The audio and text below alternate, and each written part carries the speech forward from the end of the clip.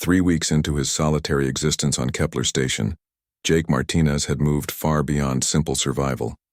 His hybrid control network now reached into 7 different sections of the massive facility. But controlling systems was only the first step. Jake needed to rebuild and improve them if he wanted to turn the dying station into a permanent home. The first major challenge was food production. The station's original hydroponics bays were designed to grow plants that most alien species could eat. But Jake's human digestive system could not process most of these alien crops. He needed to completely redesign the growing systems to support Earth plants using alien technology. Jake began by studying the Corvin biomechanical growing chambers. These organic systems could adapt to different plant types by analyzing their cellular structure and adjusting nutrients accordingly. The problem was that the Corvin biocomputers had no data about Earth plants. Jake would need to teach them about human agriculture from scratch. Using seeds from the emergency food supplies, Jake started small experiments in modified growing chambers. He manually programmed the biocomputers with data about water requirements, nutrient needs, and growth cycles for basic crops like wheat and potatoes. The organic systems adapted quickly once they understood what Jake wanted them to produce. But Jake did not stop with basic functionality. He saw opportunities to create something better than either human or alien technology could achieve alone. Using Thessian gravity manipulators, he created growing chambers where plants could develop in carefully controlled gravitational fields. The result was crops that grew faster and produced more food than anything possible on Earth. The success with agriculture encouraged Jake to tackle bigger engineering challenges. The station's lighting systems were failing throughout many sections. The original designers had used different lighting technologies for different species, creating a patchwork of incompatible systems. Jake decided to replace the entire network with a unified hybrid design. He combined Zephirian crystal matrices with human LED technology to create lights that could produce any color or intensity needed. The crystalline components made the lights incredibly efficient and long-lasting. The human control circuits allowed precise adjustment for different activities and times of day. Jake programmed the system to simulate Earth's natural day-night cycle, helping him maintain his circadian rhythms. Water recycling presented another opportunity for innovation. The station's original systems used separate networks for each alien species, since different races had different biological requirements. Jake saw this as wasteful and unnecessarily complex. He designed a new hybrid system that could produce water suitable for any known species. The key breakthrough was combining Corvin biological filters with Zephirian crystalline purification matrices. The biofilters could adapt to remove any contaminant, while the crystal systems could adjust mineral content and pH levels precisely. Jake's new water recycling system was not only more efficient than the original, it actually improved water quality beyond what any single species had achieved. Atmospheric control was Jake's most ambitious project yet. The station had dozens of separate air circulation systems, each maintaining different atmospheric compositions for different species. The complexity was staggering, and failures in one system often cascaded into others. Jake planned to replace the entire network with an integrated design. Working with Thessian gravity manipulation technology, Jake created air circulation systems that used localized gravitational fields instead of mechanical fans. This eliminated moving parts that could break down and allowed precise control over airflow patterns. Combined with upgraded Corvin biofilters and Zephirian energy systems, the new atmospheric network could maintain perfect conditions throughout the entire station. But Jake's masterpiece was his reconstruction of the station's computer network. The original system was a nightmare of incompatible protocols and translation interfaces that slowed everything down. Different sections could barely communicate with each other, and system updates took hours to propagate throughout the station. Jake spent weeks designing a new hybrid computer core that could interface directly with all alien technologies. He used Corvin biocomputers for adaptive decision-making, Zephirian crystals for high-speed data processing, and human algorithms for logical analysis.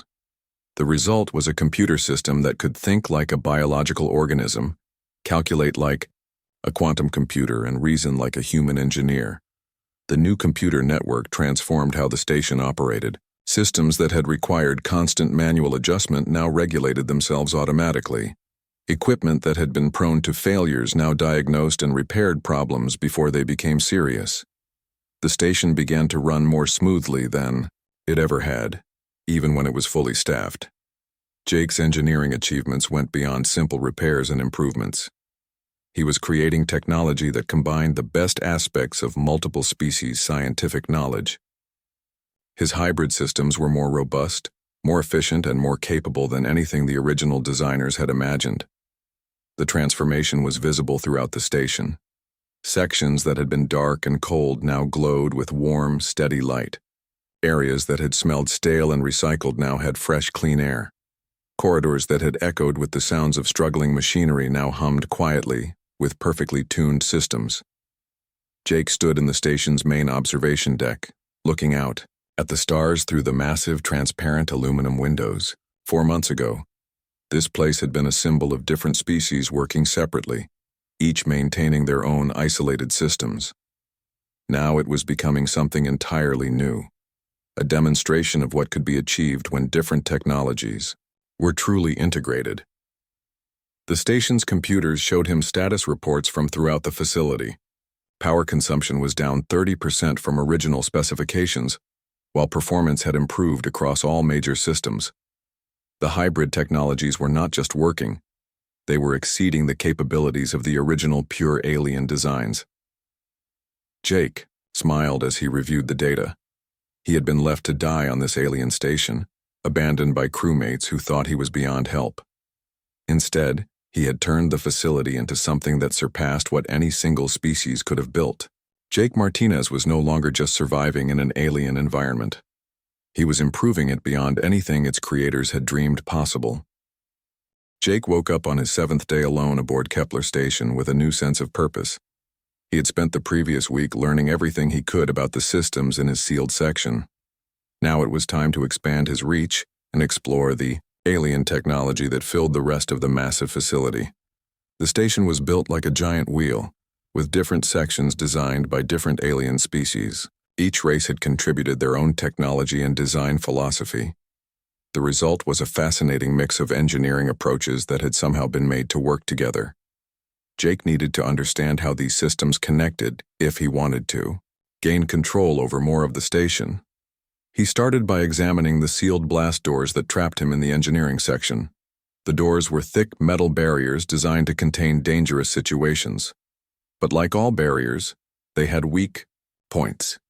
Jake found that power and data cables ran through protected channels in the door frames. With careful work, he could access some of these connections.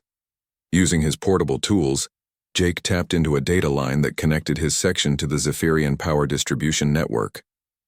The Zephyrians used crystalline matrices to channel energy in ways that human technology could barely understand. Their power systems were incredibly efficient, but required precise frequency modulation to function properly. Jake spent 2 days studying the data patterns flowing through the Zephyrian network. He could not read their language, but energy flow followed universal laws. Input, output, regulation, and distribution worked the same way whether the controllers had tentacles or hands. Gradually, he began to understand the basic structure of their power grid. The breakthrough came when Jake realized that the Zephyrian crystals were essentially biological computers. They grew instead of being manufactured, and they adapted to changing conditions automatically. This made them perfect for long-term space operations where replacement parts were impossible to obtain. Jake began to see how he could interface his human equipment with their organic systems. Next, Jake turned his attention to the Corvin biomechanical networks.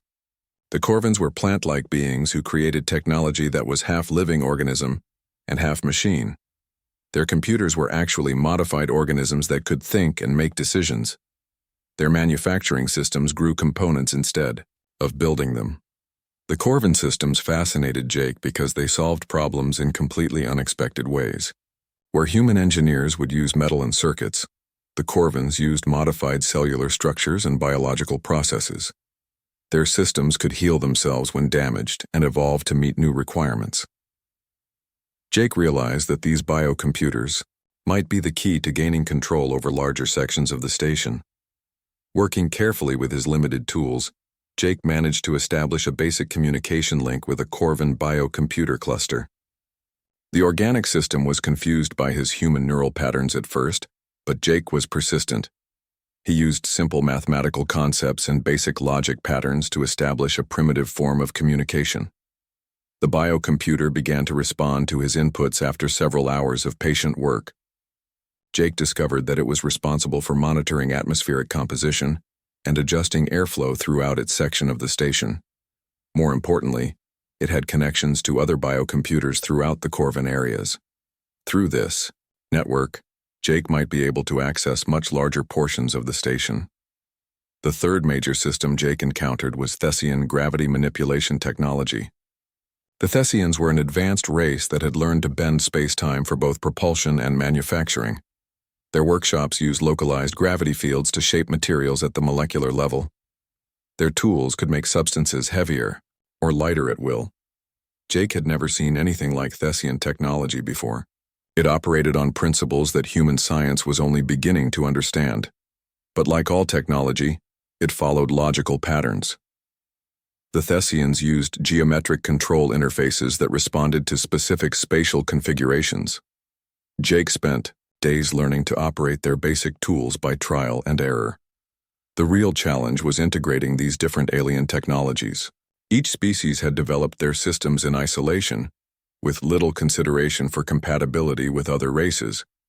The station worked because it had been designed with translation interfaces that converted between different technological approaches. But these interfaces were complex and often inefficient. Jake began to see opportunities for improvement. His human engineering background gave him a different perspective on the alien systems. Where the original designers had used complex translation protocols, Jake saw ways to create direct connections. His human intuition for mechanical systems helped him find elegant solutions that the aliens had missed. Working 18 hours each day, Jake slowly expanded his control network. He connected his human computers to Zephyrian power crystals using frequency modulators he built from spare parts. He interfaced with Corvin biocomputers using biochemical translators he assembled from medical supplies. He learned to operate Thessian gravity tools by studying their geometric control patterns. Each successful connection taught Jake more about how the alien systems functioned. He began to see the underlying logic that connected all technology, regardless of who built it. Energy, information, and matter followed the same fundamental rules throughout the universe. The differences were in implementation, not in basic principles. By the end of his second week alone, Jake had gained access to 3 additional sections of the station. His jury-rigged control network was crude but functional. More importantly, he had demonstrated that human engineering principles could successfully integrate alien technologies that their creators had never imagined working together. Jake looked at his growing collection of hybrid interfaces and felt something he had not experienced since being abandoned: hope. He was no longer just surviving on the alien station. He was beginning to master it. The systems that had seemed impossibly foreign were becoming tools that he could understand and control. Jake Martinez was transforming from a stranded victim into something much more dangerous, a human engineer with unlimited alien technology at his disposal. Jake Martinez wiped the sweat from his forehead as he crawled out from under the main power distribution panel. The humming of the engines on the research ship Aurora's Edge had been his constant companion for 3 years now. He knew every sound, every vibration, every little quirk of the massive vessel. As chief engineer, Jake kept everything running smoothly, while the science teams explored distant worlds and collected data about alien life forms. The ship was currently docked at Kepler Station, a huge research facility that orbited a distant star. The station was home to scientists and engineers from 12 different alien species. Jake had been working there for 2 weeks, helping to upgrade some of the human equipment to work better with alien technology. He enjoyed the challenge of making different systems work together. Everything changed when the emergency alarm started screaming through the station corridors. Jake was deep in the engineering section, 3 levels below the main docking area, when the red lights began flashing. The computer voice announced something in the Zephyrian language. which Jake did not understand. But the tone was urgent and scared. He grabbed his tools and headed for the nearest communication panel. Before he could reach it, heavy blast doors slammed shut all around him. The station's emergency systems had activated, sealing off entire sections. Jake found himself trapped in a maze of corridors and equipment rooms with no way to reach the main areas of the station. The communication system crackled to life with panicked voices speaking in several alien languages. Jake caught some words in English from his crewmates on the Aurora's edge. They were talking about a plague, something that spread fast and attacked the nervous systems of most alien species. The station was being evacuated immediately.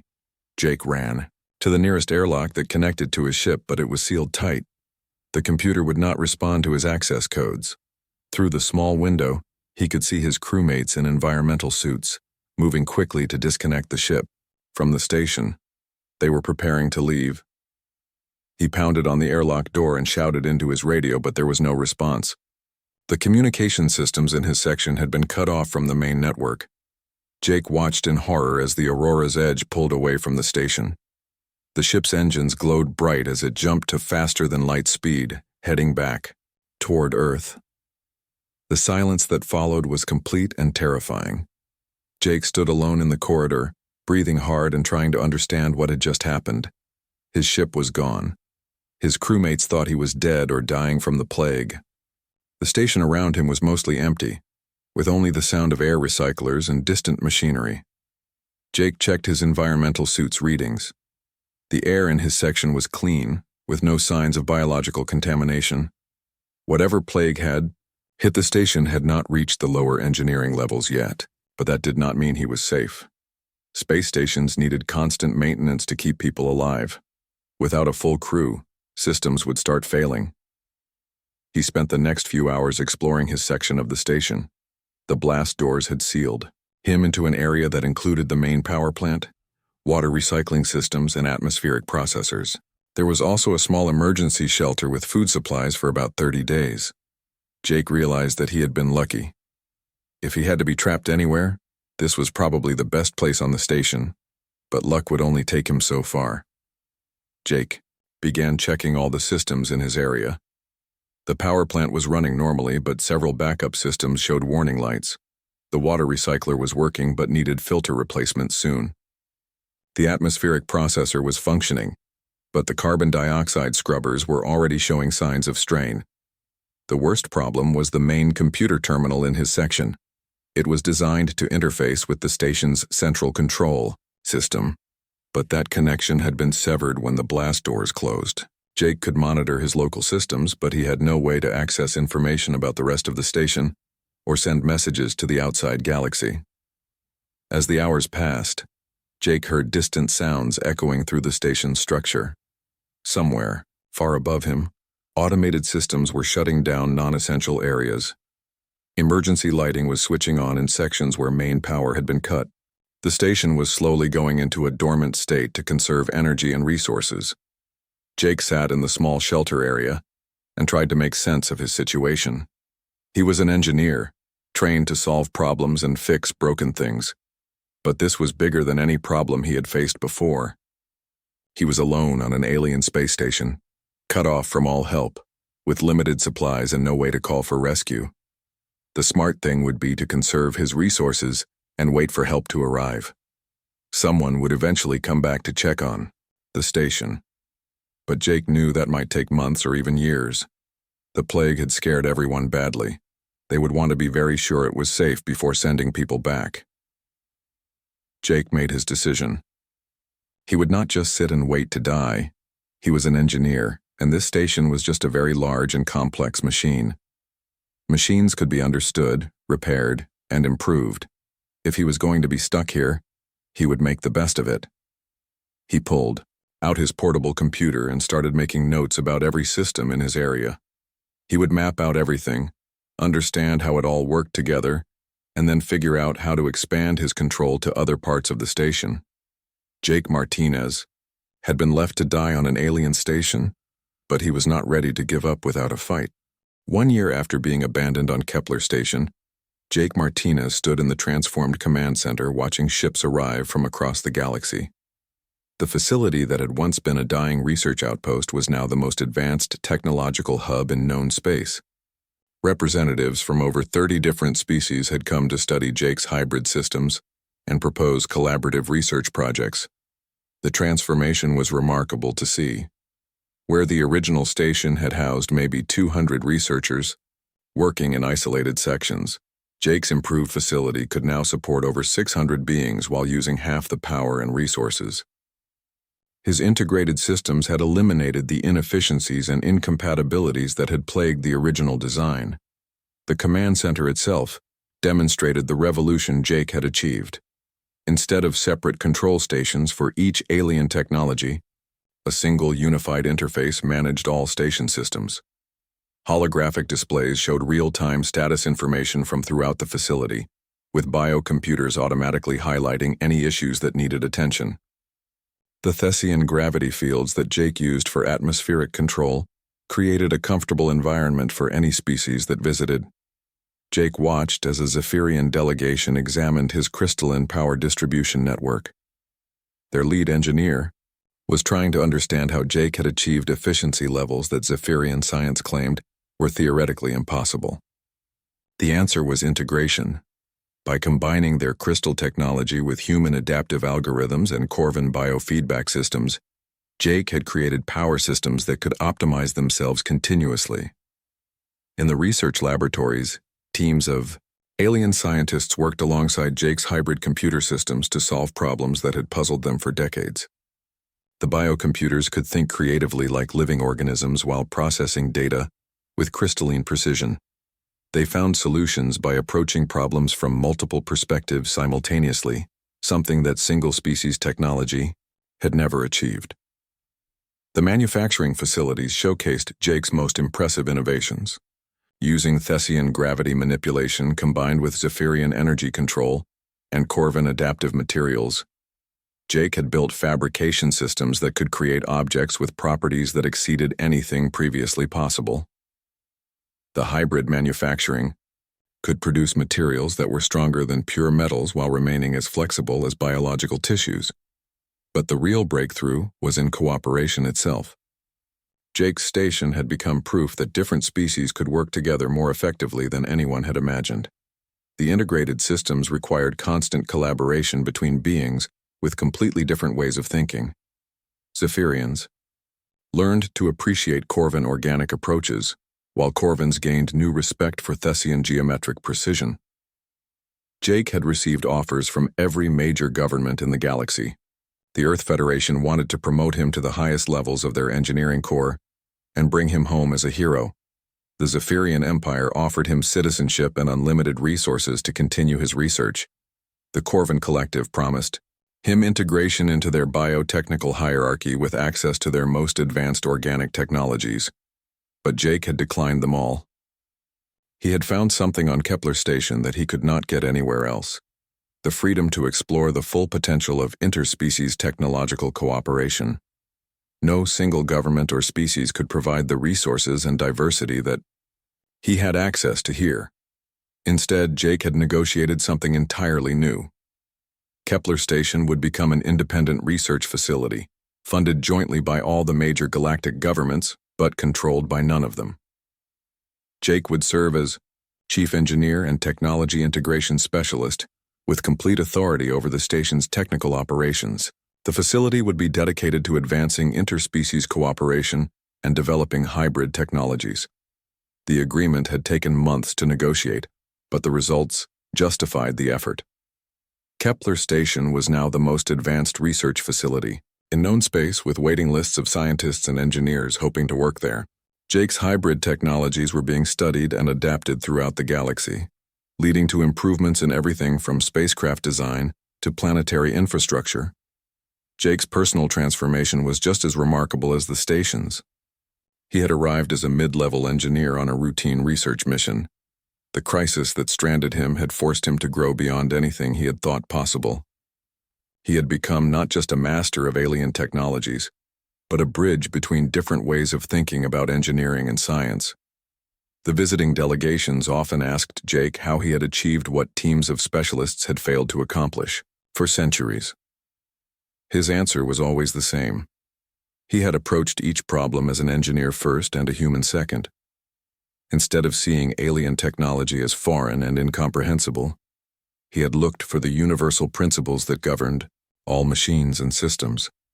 Jake's human background had given him advantages that the aliens had not expected. Humans were natural generalists, able to work with many different technologies without being locked into single approaches. Human engineering emphasized practical solutions over theoretical perfection, leading to designs that worked reliably under real-world conditions. Most importantly, humans were natural collaborators, able to find common ground between very different perspectives. The station's success had changed how the galaxy thought about technological cooperation. Before Jake's work, most interspecies projects had used complex translation interfaces that maintained separation between different technological approaches. Jake had proven that direct integration was not only possible, but superior to isolated development.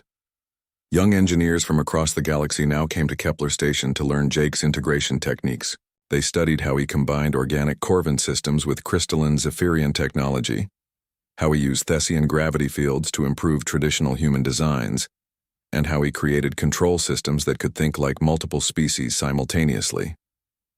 Jake looked out through the observation deck at the stars beyond, the same view that had seemed so lonely and hopeless when he first arrived. Now those stars represented not isolation, but connection. Ships traveled regularly between Kepler Station and worlds throughout the galaxy, carrying Jake's hybrid technologies and the collaborative techniques he had developed. The station that had been built as a symbol of different species working in parallel had become proof that they could work as one.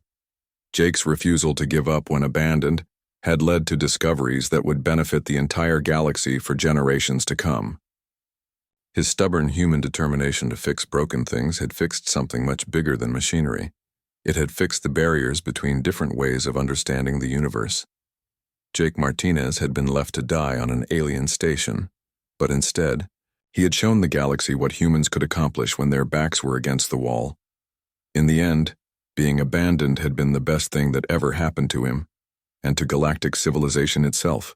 6 months after being abandoned on Kepler Station, Jake Martinez faced his greatest engineering challenge yet. He had successfully rebuilt most of the station's internal systems, creating hybrid technologies that worked better than the original designs. But he remained completely cut off from the outside galaxy. The station's communication array had been severely damaged during the evacuation, leaving him unable to send or receive messages from anywhere. Jake stood before the twisted wreckage of what had once been the station's primary communications hub. The evacuation teams had been in such a hurry to leave that they had not properly shut down the system. When the station's emergency protocols activated, power surges had fried most of the delicate equipment. What remained was a mix of melted circuits, cracked crystal matrices, and dead biocomputers. But Jake had learned not to see alien technology as impossible puzzles anymore. Every system, no matter how foreign, followed logical principles. Though communication array was just another engineering problem waiting for a creative solution, Jake began by mapping out what remained functional and what needed to be completely rebuilt. The original array had been designed as a collaboration between 6 different species. Each race had contributed their best long-range communication technology, creating a system that could send messages across thousands of light-years. The Zephyrians provided crystalline signal amplifiers that could boost transmissions to incredible power levels. The Corvins added biocomputers that could adapt frequencies automatically to changing space conditions. The Thessians had contributed gravity wave transmitters that could punch signals through stellar interference.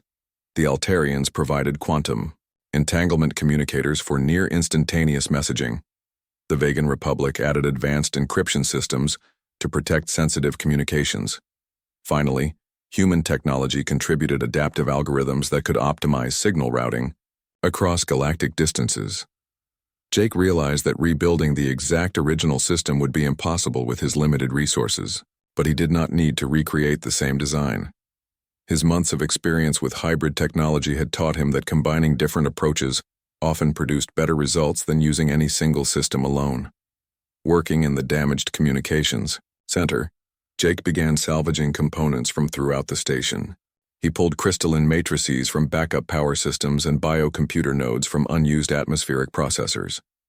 He found gravity manipulation hardware in abandoned Thessian workshops and quantum processors in emergency computer cores. The key insight came when Jake realized he could use the station's improved power grid as part of the communication system itself. His hybrid Zephyrian human power network already carried data throughout the facility. By modifying the carrier frequencies and adding the right amplification stages, he could turn the entire station into a massive transmitter antenna. Jake spent weeks carefully integrating salvaged components into his new design. The biocomputers would handle adaptive signal processing, automatically adjusting transmission parameters for optimal reception. The crystalline amplifiers would boost signal strength using power from the improved energy grid. The gravity wave generators would punch the signal through space-time distortions that could block conventional radio transmissions. The most challenging part was creating the control interfaces. Each piece of technology used different command, protocols, and interface standards. Jake had to build translation systems that could convert his human input commands into signals that the alien components could understand. This required him to write new software that could think like a Corvin organism, calculate like a Zephyrian crystal, and manipulate space-time like a Thessian device. Testing the new communication array was nerve-wracking. Jake had put months of work into the project, using irreplaceable components salvaged from throughout the station. If the system failed, he might not get another chance to contact the outside galaxy. But when Jake activated the array for the first time, the results exceeded his wildest expectations. The hybrid transmitter was incredibly powerful. Jake's signal reached farther and clearer than the original array had ever managed. More importantly, the adaptive systems automatically optimized transmission quality, ensuring that his messages would be received clearly, even across vast interstellar distances. Jake's first transmission was simple and direct.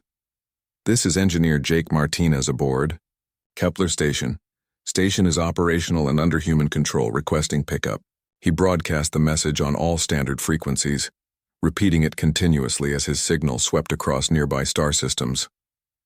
The response took 3 weeks to arrive, but when it came, Jake's communication array lit up with incoming messages from across the galaxy.